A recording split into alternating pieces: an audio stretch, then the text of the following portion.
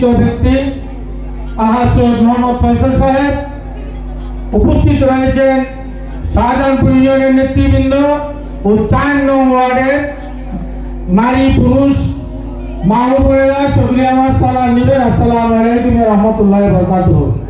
সবাই বলেছেন, আমরাও জানি, আমাদের নেতাও জানেন, 4 নং ওয়ার্ড ওনার ঘাঁটি। বারবার ওনাকে আমরা ভোট দিয়ে আসতেছি, কিন্তু আমাদেরও কপাল খারাপ, আমাদেরও বিভিন্ন টেকনিক্যাল কিছু সমস্যা ছিল, যার ফলশ্রুতিতে আমরা কামিয়াবি হতে পারি নাই।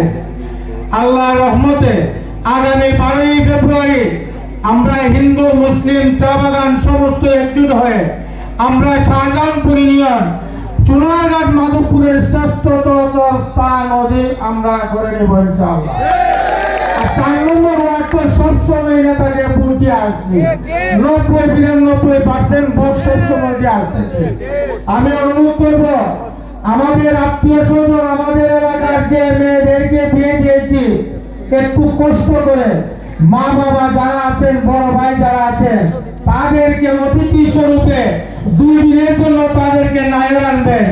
ভোট, একটা ভোট যাতে মিস না হয়, শতভাগ ভোট আমরা কাজ করে, শতভাগ ধানের শীষে আমরা ভোট দিয়ে আগামী জাতীয় সংসদ নির্বাচনে আলহাজ সৈয়দ মোহাম্মদ ফয়সাল সাহেবকে বৃহত্তর সিলেটের সর্বশ্রেষ্ঠ এমপি হিসেবে আমরা নিযুক্ত করবো। পরিশেষে আগামী 12 তারিখ হিন্দু মুসলিম একজোট, দল নাই মত নাই, সকলে মিলে ধানের শীষে দিব ভোট, এই প্রত্যাশা রেখে বিদায় নিলাম। আল্লাহ হাফেজ।